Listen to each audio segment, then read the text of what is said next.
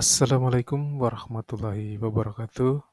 Selamat kembali lagi di channel kami, yaitu Selayon Channel, yang sering membahas tentang P3K CPNS.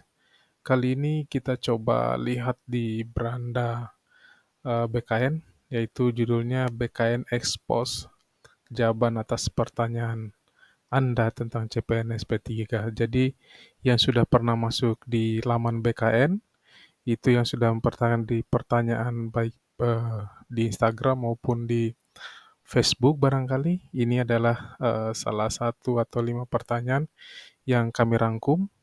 Mudah-mudahan bisa terjawab. Tapi sebelum kita lanjut video, saya ucapkan selamat kepada yang mengikuti atau yang lolos seleksi P3K dan CPNS. Sebentar lagi mungkin sudah bisa gajian dan THR. Lalu, sahabat Selayon mohon dukungannya dengan subscribe sehingga tidak ketinggalan berita-berita yang kami ulas. Baik, sahabat Selayon, kita akan coba lihat pertanyaan yang pertama. Itu, saya mau tanya, nama dalam data ASN saya, misalnya nama saya adalah Sister, namun sejak CPNS adalah My Sister. Kesalahan sejak turun NIP baru atau konversi NIP. Bagaimana cara memperbaikinya? Maksudnya mungkin pertanyaannya begini. Pada saat tes ASN atau tes CPNS melampirkan namanya Budi. Ternyata setelah CPNS sudah mendapatkan gelar misalnya Profesor Budi atau Dokter Budi. Mungkin begitu pertanyaannya. Bagaimana cara memperbaikinya? Nah, jawaban pertanyaan di atas adalah sahabat Selayon bisa menghubungi pelayanan Biro Kepegawaian atau Biro SDM ataupun BKP SDM tempat sahabat Selayon bekerja. Untuk mengetahui permohonan perubahan nama dengan menyiapkan dokumen ijazah pada saat pengangkatan jadi CPNS, SKCPNS, dan SKKP terakhir. Nah, kita masuk ke pertanyaan 2. Yang kedua adalah, apakah janda dari PNS yang meninggal dunia kemudian dia menikah kembali masih menerima hak pensiun? Nah, apakah PNS yang meninggal dunia sebagai suami itu meninggal dunia dan meninggalkan seorang istri jadi janda, apakah masih menerima hak pensiun? Nah,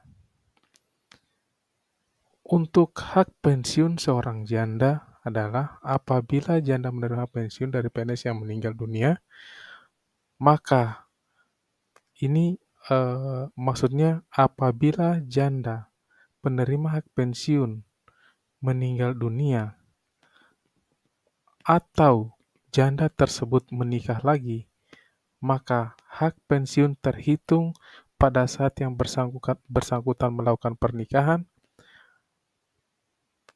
maka pada saat itu pun hilang atau tidak bisa menjadi ahli waris penerima pensiun. Namun apabila sewaktu udah lama berjalan, ternyata wanita tersebut kembali menjadi janda karena suaminya atau suami barunya itu meninggal atau cerai. Maka hak pensiun janda dari suami terdahulu dapat dibayarkan.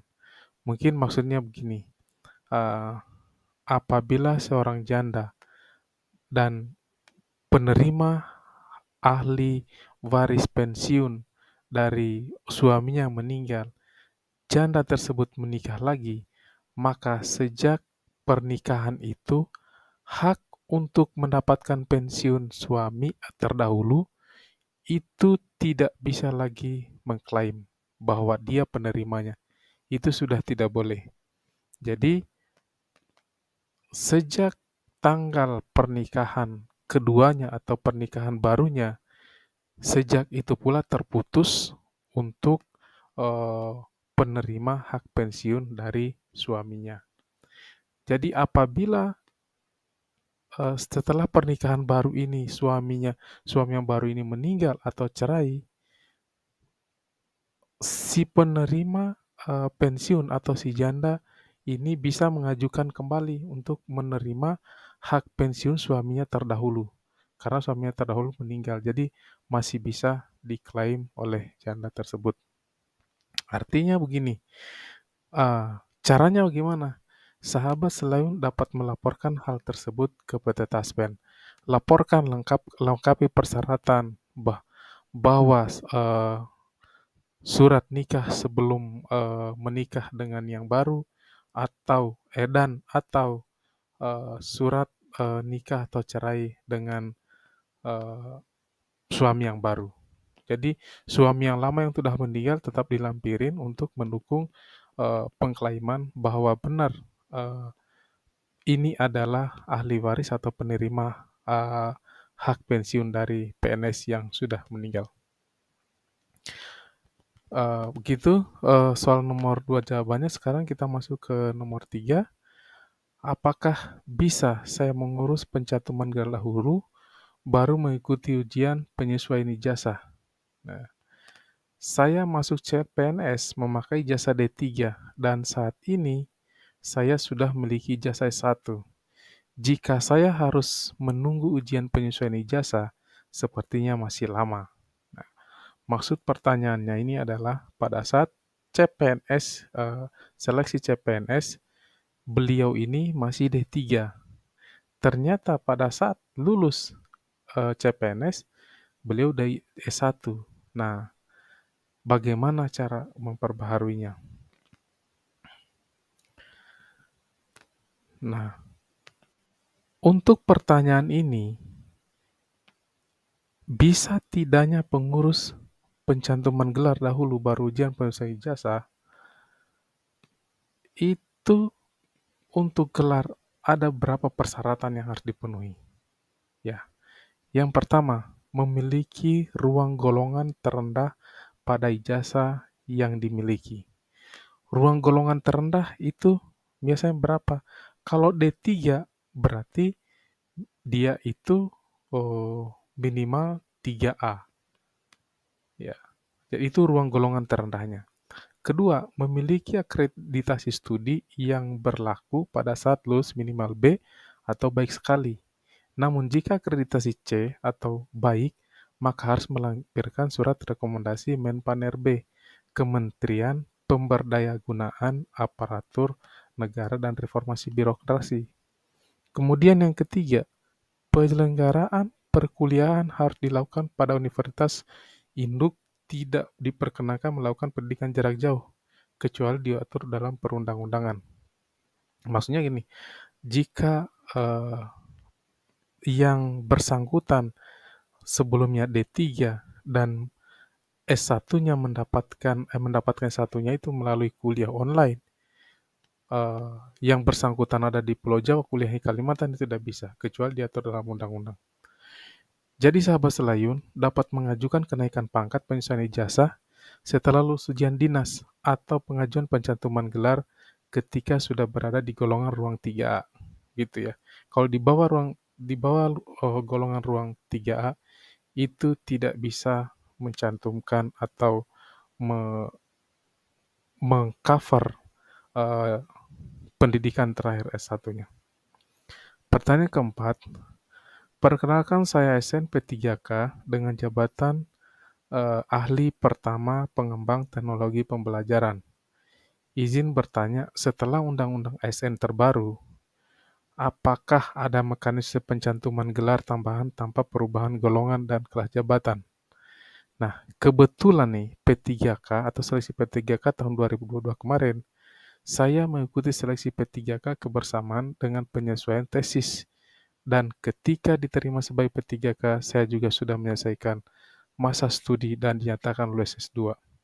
Pertanyaan saya masih terkait gelar pada saat pengangkatan P3. Nah, Ini pertanyaan hampir sama dengan yang tadi, tapi ini pada saat eh, tes P3K atau seleksi P3K yang bersangkutan mungkin S1 itu sudah di atas ruang golongan 3A, tapi pingin setelah lulus S2 apakah bisa diperbarui pangkatnya. Nah, untuk hal seperti ini, sahabat Selayun, sampai saat ini belum ada peningkatan pendidikan bagi P3K. Artinya kalau sudah S1, untuk meningkatkan ke S2 dapat golongan lagi itu tidak ada.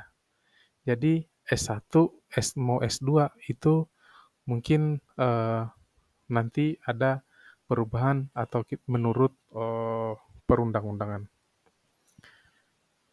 Kemudian pertanyaan nomor 5, saya PNS dari salah satu instansi pusat perihal dokumen pencantuman gelar akademik saya yang tidak ada di ASN, di My ASN BKN. Nah, mohon informasinya. Nah, pertanyaan ini sekali lagi terkait ada dokumen pencantuman gelar akademik di My ASN BKN. Nah, ini pertanyaan terakhir, guys. Nah,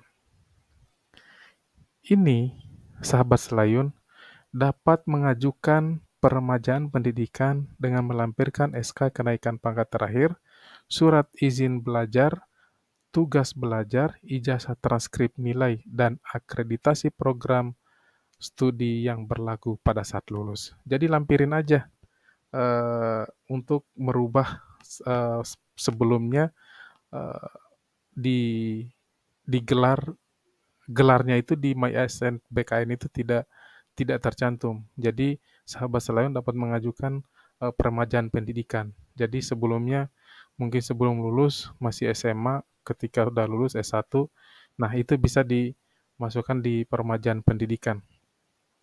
Nah, caranya bagaimana? Caranya adalah persyaratan itu diajukan pada aplikasi SSCASN melalui Biro Kepegawaian Instansi tempat Sobat Selayun bekerja. Jadi gitu ya. Jadi sahabat Selayun, itulah 5 pertanyaan yang masuk ke eh, sosmed BKN dan ini kami dapat di Q&A di BKN. Mudah-mudahan dapat mewakili dan ini adalah penyampaian dari anggota tim BKN. Mudah-mudahan sahabat Selayun bisa memahaminya. Terima kasih atas atensinya. Mohon maaf atas kekurangannya. Sekali lagi, terima kasih sahabat Selayun. Salam Selayun.